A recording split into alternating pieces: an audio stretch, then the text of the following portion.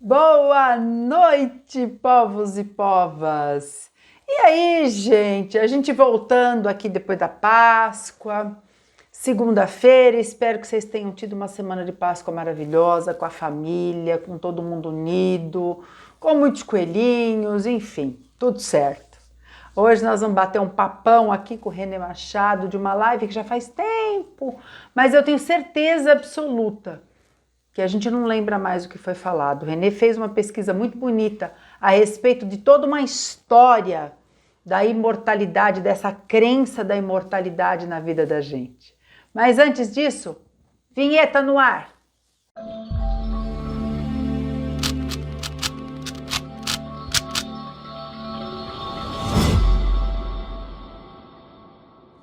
Voltamos. É isso aí, povo. Se você tem alguém que você conheça que não acredita nessa questão da imortalidade da alma, olha, uma coisa legal agora de você fazer é você compartilhar essa live com essa pessoa. Quem sabe se ela muda de ideia, quando ela começa a entender que isso não está relacionado talvez a uma religião específica ou uma religiosidade, né? Tem a ver às vezes com ciência, tem a ver com outras coisas. Por favor, não esqueçam de dar o seu like, que a gente precisa dele. E super ultra importante, vem fazer parte da família Gotas de Otimismo. A gente adora ter vocês junto da gente. Vamos começar com a entrevista lá que a gente fez com o René? Vamos lá. Então vamos fazer assim um apanhado geral de história aí, para a gente mostrar para as pessoas que isso não é uma novidade e nem é um questionamento feito exclusivamente por Allan Kardec, né? Por onde a gente começa, René? Vamos lá. Bom, vamos lá. Vamos começar pelo início, por uma questão de princípio. Lá no princípio inteligente, que tudo foi criado por Deus, para povoar o nosso universo, ele nos concedeu a bênção da imortalidade. E esse tema, imortalidade, já vem sendo assim, abordado há muito tempo. Há muito tempo. Lá desde antes de Cristo, aí nós temos alguma história, vamos falar um pouquinho de alguma história, temos lá no século IV a.C., com Sócrates, Platão, que na verdade, né, dentro deles, transformaram no ensino filosófico, de uma forma assim, que já falando da imortalidade da alma. E aí, né, lá na Grécia, inclusive tem uma coisa interessante, o Pitágoras, né, que já é um famoso, o tal quem não lembra do nosso tal do teorema de Pitágoras aí, lá no século VI a.C., ele já também falava da imortalidade da alma, né, da transmigração. E antes dele ainda, vamos voltar um pouquinho mais do tempo, de Tales, de Mileto, o mais antigo filósofo grego. Olha só que interessante, ele achava que a alma imortal não existia apenas nos homens, nos animais, nas plantas, mas também em objetos. E um exemplo disso que ele falava, né, do ímã que conseguia mover outros metais. E aí nós vamos também assim fazer uma viagem também lá na Pérsia, que hoje é o Irã, que é um profeta, né, o Zoroastro, lá no século VII a.C., ele fez, né, de uma forma de adoração que foi que era assim, era uma religião do Império Persa, que na verdade naquela época dominava o cenário mundial, e também falava muito da imortalidade. Então, um trecho aqui que eu vou ler o que ele falava, que é o seguinte: a imortalidade, a alma do justo, olha só como que era pautado a filosofia de Zoroastro. Na imortalidade da alma, do justo estará sempre em alegria, mas a alma do mentiroso estará certamente no tormento. Essas leis foram decretadas por, aqui tem Auromatsa, é um deus, né, sábio, pela sua autoridade. Então você vê, a coisa já veio lá na Grécia, estamos falando da Pérsia, vamos falar também lá do Egito, também já se falava, tanto é que na mumificação, por que se preservava o corpo? Porque, na verdade, achavam que para a sobrevivência do espírito havia necessidade de preservar o corpo físico.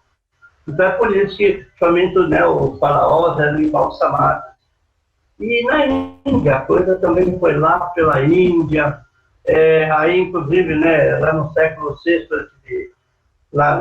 antes de Cristo, na verdade o hinduísmo ele já falava isso 1500 anos antes de Cristo, ou seja, lá no século XIV.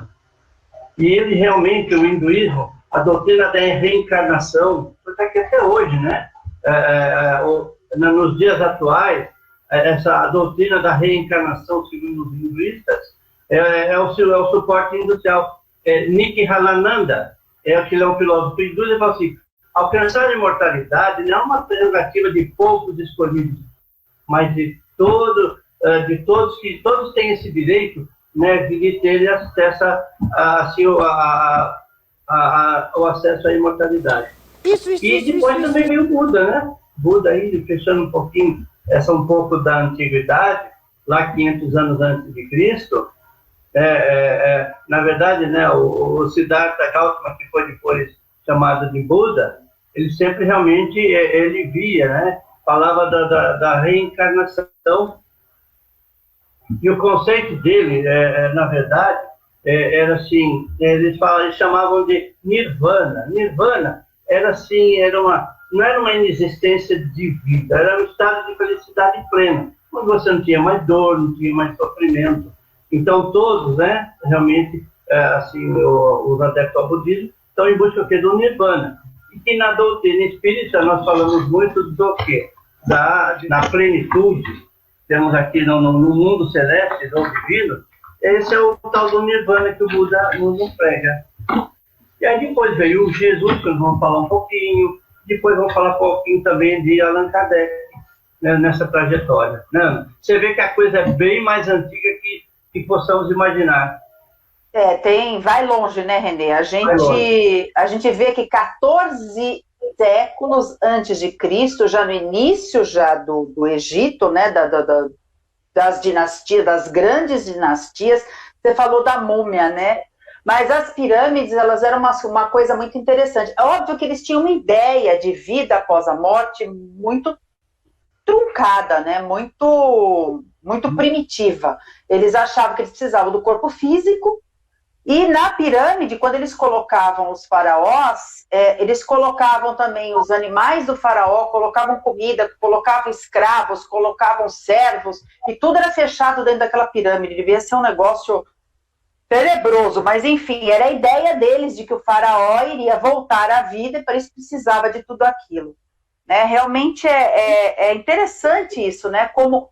Nós estamos falando de 16 mil anos atrás. Já tinha-se esta ideia, né, de que não acabava na hora que o corpo físico acabava. Né? Na Grécia também eles tinham uma ideia interessante, eles falavam de transmigração da alma.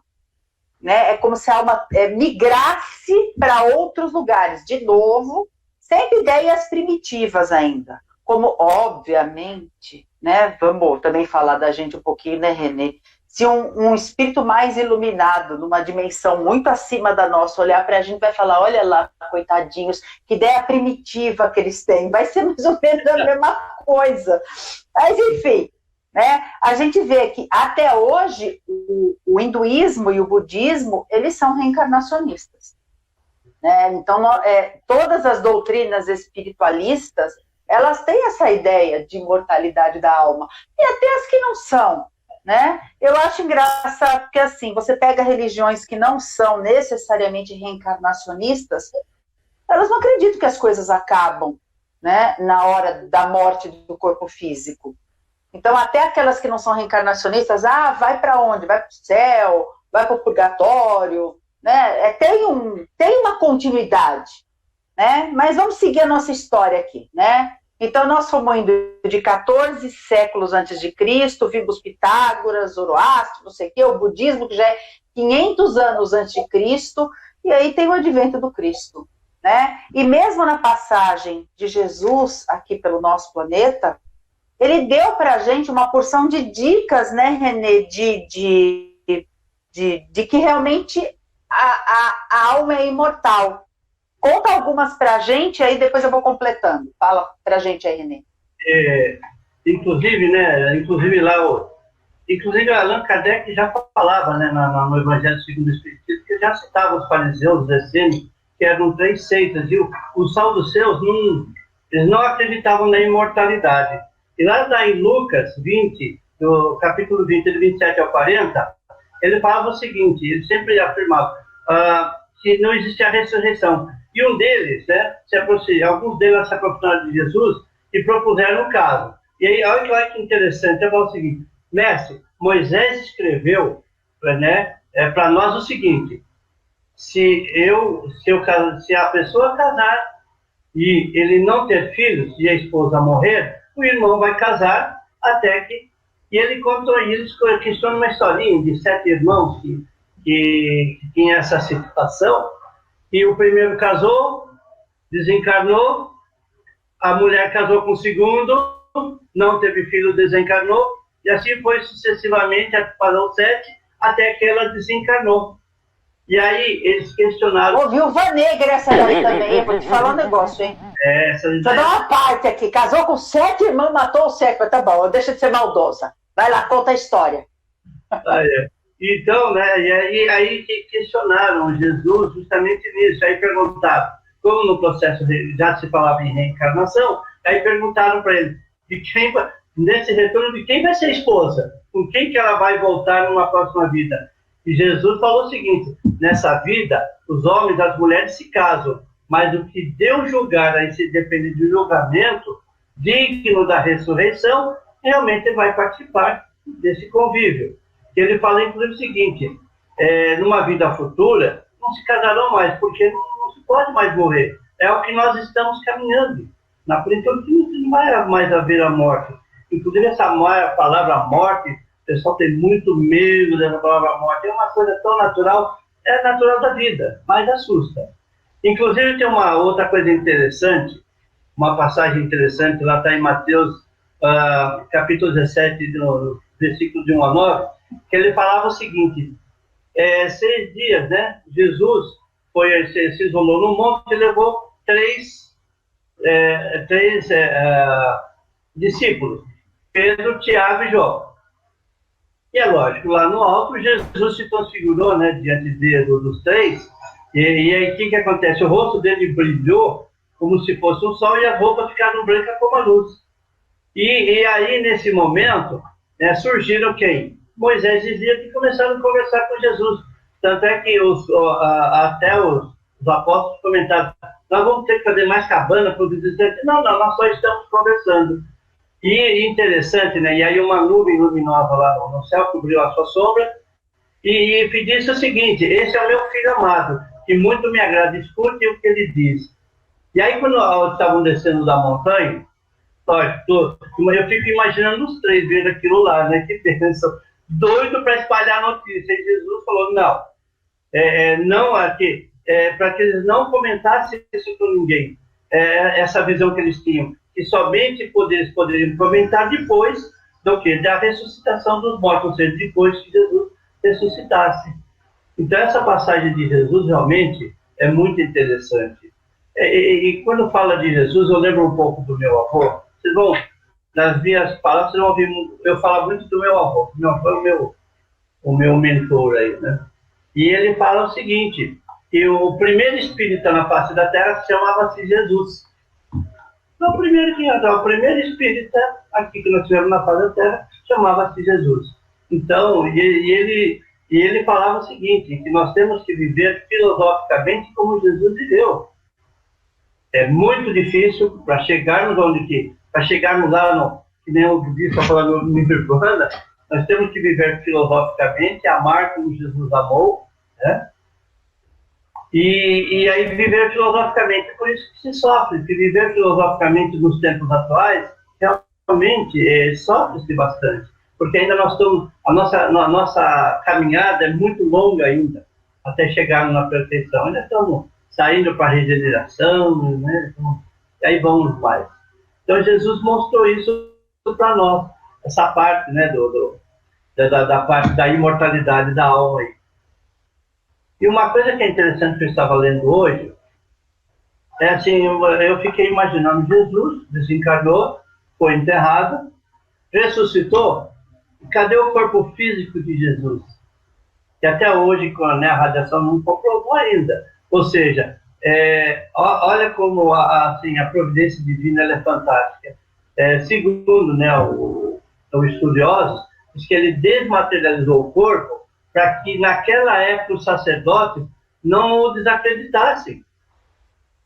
Então isso é uma coisa que realmente eu falei, puxa vida, né? Como as telhas que Deus desce para nós, como ela é fantástica.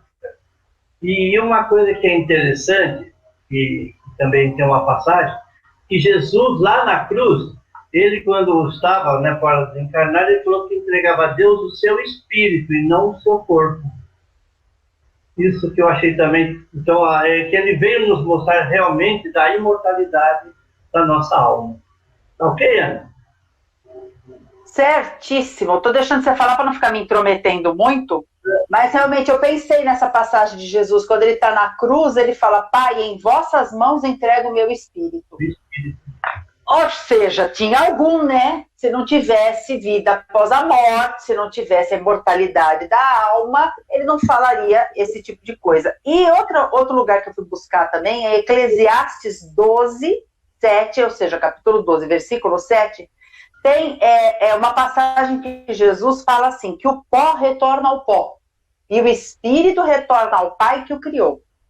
Né? Então, assim, tudo não termina na hora que acaba o corpo. A gente vai vendo que essa questão da imortalidade, ela vem dos antigos. Jesus deixou um monte de comprovações em frases que estão pelo meio do Evangelho.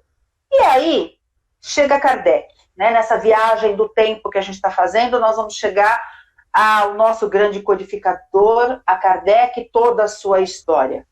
A imortalidade da alma é a base, obviamente, da doutrina, né? Da doutrina espírita, da codificação, embora a gente sabe que nós falamos com, né,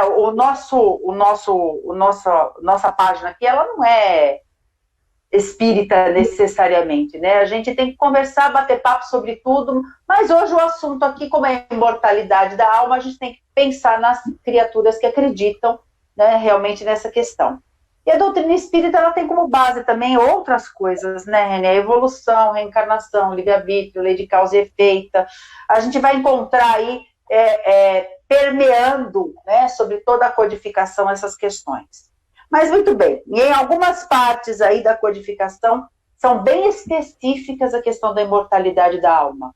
Você consegue citar algumas? Eu queria, quando se fala em Kardec, né, até numa das nossas lives, que Kardec foi a reencarnação de Platão, e depois foi Chico Xavier, que ele fala assim, lá no Livro dos Espíritos, né, no capítulo 3º, o retorno da vida corpórea à vida espiritual. Ele fala assim, que a alma após a morte, sua individualidade de vida eterna. Então, ele tem algumas questões. Tanto é que na primeira página da primeira obra da obra do Espírito que nós temos, ele fala o seguinte, no Livro dos Espíritos, ele fala dos princípios da doutrina espírita, e eles começam falando também sobre a imortalidade da alma. Ou seja, o corpo físico, essa vestimenta, essa roupa, né, densa, realmente que nós vamos usar ele por um período, que a verdade é a vida mesmo, segundo os ensinamentos de Kardec, dos nossos espíritos, nossos irmãos aí, que vêm nos trazer todo o seu conhecimento, e é isso, ele fala que realmente a vida mesmo, a vida em essência, é a vida espiritual. E ele começa falando sobre a imortalidade, e as relações dos homens, e uma coisa que eu achei interessante, que segundo, né, os ensinamentos, aí fala assim, por que nós reencarnamos? Olha que interessante, falando de imortalidade, por que nós reencarnamos? Inclusive, uma coisa que um tempo atrás, lá nos meus tempos de jovem, e eu sempre me questionava, né? Eu até comentei com você, né, Ana, porque uma passagem minha, por que o meu nome é René? Porque minha mãe, antes do meu nascimento, disse que o meu espírito se manifestou que não gostaria de reencarnar, porque essa vida é muito sofrida. E aí veio a hora do parto, a parteira, minha avó quase matou a parteira, coitada. ela deu uma injeção que tirou a dor da minha mão e quase eu morri. Eu fiquei no meio do caminho. Eu e a minha mãe quase encanamos. E aí o doutor René nos salvou. E aí meu pai, em homenagem ao médico que me salvou, me deu o nome de René, cuja tradução é um nome francês, cuja tradução é renascido. Queira ou não, olha que não existe ao acaso. Quem me fez renascer foi um doutor René, que é renascido. Não é verdade? E aí, na minha peregrinação, eu me questionava muito, puxa vida, por que eu estou nessa caminhada? E aí, um dia à noite, em sono, veio uma resposta. A nossa vida terrena é uma escola, nós estamos aqui aprendendo. E ele até falou por analogia. Nós, quando vamos à escola, hoje, começar pelo Brasil, mas naquela época tinha o parquinho, você ia primeiro ano, segundo ano. Então, cada ano ia se aprendendo determinadas situações. E é lógico, e você vê, hoje, você estuda e não acaba nunca. Assim, a nossa reencarnação, até chegar. Então, as nossas reencarnações são aprendizados. Não dá para aprender tudo de uma vez só. Então, nós precisamos das reencarnações, né? Eu fico imaginando quantas reencarnações eu precisei para chegar até aqui. Para ter esse nível de conhecimento, aceitar as coisas de uma forma mais tranquila. É lógico que a maturidade nos faz ver de uma forma um pouco diferente.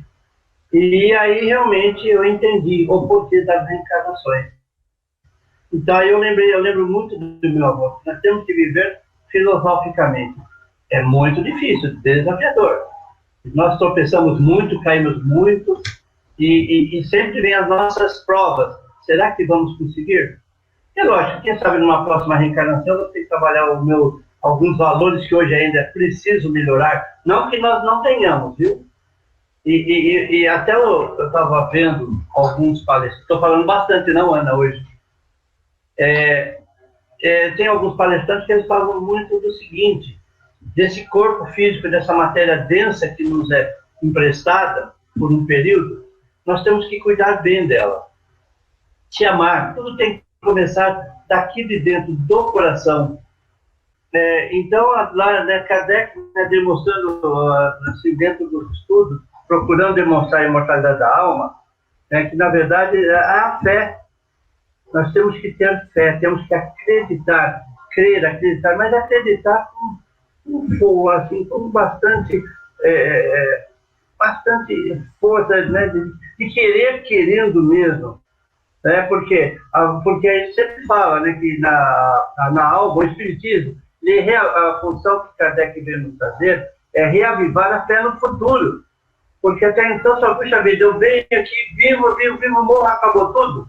Qual é o sentido disso tudo? Será que Deus, dentro da sua bondade, é isso que Ele quer? Não. Então, ele vê, né, que justamente para que nós, assim, levantar o nosso ânimo, porque, assim, levantando esse ano, nós vamos conseguir enfrentar os desafios da nossa caminhada, tá? E aí tudo isso ele vem mostrar esses fenômenos aí, com vários, né, vários irmãos aí que vêm fazer parte da literatura sobre, né, essa demonstração de uma vida após a morte. No Evangelho segundo o Espiritismo, capítulo 4, né, falando assim, ó, sem o princípio da pluralidade das existências e da pré-existência da alma, a maioria das máximas do Evangelho seriam ininteligíveis. Esses princípios são as chaves para a total compreensão dos mistérios. Então, é interessante, né? Dentro da própria codificação, nós vamos encontrar, né? E lá nas perguntas do Livro dos Espíritos, a 149 e a 153, tem bastante coisa para quem quiser ir pesquisar. Eu não vou falar todas elas, porque vai ficar muito chato. Mas pesquisem, que vocês vão encontrar uma porção de coisa importante a respeito da imortalidade da alma, e que vai deixando a gente assim mais certo daquilo que a gente crê, ou daquilo que a gente está procurando acreditar, né? E até mesmo a ciência, né, gente? Nós já vemos aí que a ciência, ela tem buscado essa questão das, por exemplo, terapias de vida passada. Existe um monte de terapias hoje em dia que trabalham com essa questão, com o questionamento das vidas passadas, com a imortalidade da alma. E se a gente for pensar na vida, né, Renê? Quantas crianças a gente não vê? Que você olha para a criança lembra de encarnação passada. Tem um monte de filme aí na internet, né? Filminhos no YouTube aí, mostrando criança tocando piano, com 4, 5 anos, toca a música inteira, toca Mozart, toca Bach, coisa que eu nem sonho em tentar fazer no ciclo. Criança que com 3, 4 anos fala em outra língua. Tem uma porção de coisa aí que eu acho que a gente não tem como negar, né? Ou como fazer de conta que não existe. Acho um pouquinho complicado. Mas nós vamos voltar à nossa live aqui. A primeira pergunta que eu fiz quando a gente começou. Acreditar na vida após a morte faz alguma diferença na vida atual? O que você acha, Renê? Muita diferença. Muita diferença. Porque se você, como eu havia falado, você achar que tudo acaba aqui, a vida perde sentido. Nós temos tanta coisa por aprender que realmente porque quem não acredita numa vida posterior, realmente, nós vamos viver no materialismo. E quando for desencarnar, realmente vai sofrer muito mais. Apesar que não quer dizer que nós espíritas não vamos sofrer. E segundo o Chico, o espírita que o André Luiz diz que nós é que vamos dar mais trabalho lá, né? Viu, Ana, você estava falando uma coisa aqui interessante, que tá ali, tem um link com essa tua pergunta, que é interessante realmente nós fazermos aqui na nossa conversa. Na questão 149, que fala justamente qual é a importância, que fala assim, o que sucede à alma no instante da morte, e tem, né, o nosso livro diz o seguinte: volta a ser espírito, ou seja, volta ao mundo dos espíritos, de onde se aparta momentaneamente. E aí, ele, inclusive, ele complementa da encarnação, que as nossas encarnações não são punições para o espírito. Porque alguns têm pensado dessa forma, mas, na verdade, que nós precisamos evoluir. E só vamos conseguir evoluir em termos espirituais se passarmos pelas experiências da carne. Está lá, como você falou, na Gênesis, capítulo 16 e 36. E ele fala que é necessário, olha só como é desafiador, duplo progresso moral e intelectual. Quer dizer, o intelectual é uma atividade obrigatória do trabalho, e a moral é a nossa reciprocidade com o nosso irmão. Está lá no que Jesus deixou, amar ao próximo quanto a ti mesmo. Então, dentro da moralidade que está aqui, realmente, essa questão atrás. E você falando dessa parte, né, vale a pena? Eu tenho uma pergunta aqui que eu levantei, Ana. Talvez, em que momento a alma começa, assim, em que momento a alma começa a ter essa união com o corpo físico? E aí eu fui buscar eu me fiz, caramba, em que momento que, na verdade, nós somos vencedores desde a nossa concepção. Então, lá na nossa concepção, a alma começa a ter um contato. Por isso que, quando entender que, após essa nossa passagem aqui, voltaremos à nossa pátria mesmo, pátria espiritual, que é a nossa verdadeira vida. Vamos estar despojados dessa veste pesada aqui. É muito importante. É isso que a nossa doutrina vem nos trazer. Esse alento, dizendo que com o advento da morte, nada se acaba, pelo contrário. Tanto é que tem uma frase que se diz que não existe fim, e sim recomeços. E quando nós estamos encarnados, nós não... E até quando desencarnamos, não temos assim, acesso às nossas vidas pregressas. Porque senão, já pensou ficar sabendo assim, de bate-pronto que nós já aprontamos lá atrás? Tanta coisa, né? Complicado. Mas eu acho que a bondade divina para com a gente é de um tamanho que a gente não consegue mensurar. Porque a gente é muito pequeno ainda para ter noção do tamanho do amor de Deus, da bondade na vida da gente. Mas, de qualquer forma, esse conceito, né, de que nada acaba, de que tudo continua. E tem uma outra coisa muito legal para a gente pensar, né? Porque a gente sempre fala, a morte interrompe a vida física, começa a vida espiritual. Aí a vida de agora não é espiritual, não. Nós não somos espíritos encarnados. E Então, se você for pensar, essa divisão que a gente faz, ela meio que não existe, é tudo um complemento, é tudo uma continuidade. A gente está aqui em vida espiritual, só que espiritual encarnado, é a única diferença. E assim, é muito importante a gente pegar esse conceito da imortalidade da alma e transferir para a nossa vida realmente agora, para já. Para pensar o que eu quero para o futuro. Talvez as pessoas tenham tanto medo da morte que se preparam muito pouco em vida, né? No sentido de o que vai me acontecer. Óbvio que tem pessoas que não sabem mesmo, que não têm informação. Aliás, ninguém tem informação total de tudo. Nós espíritas estudamos muito e tem muitos livros que falam das colônias espirituais, do umbral, do plano espiritual, essa coisa toda. Realmente a gente não tem totalidade de conhecimento, uma ideia, né? Mas é muito importante que nessa encarnação, pelo menos enquanto a gente está aqui agora, a gente busque ter um pouquinho de equilíbrio, responsabilidade cristã, né? Um pouco de calma.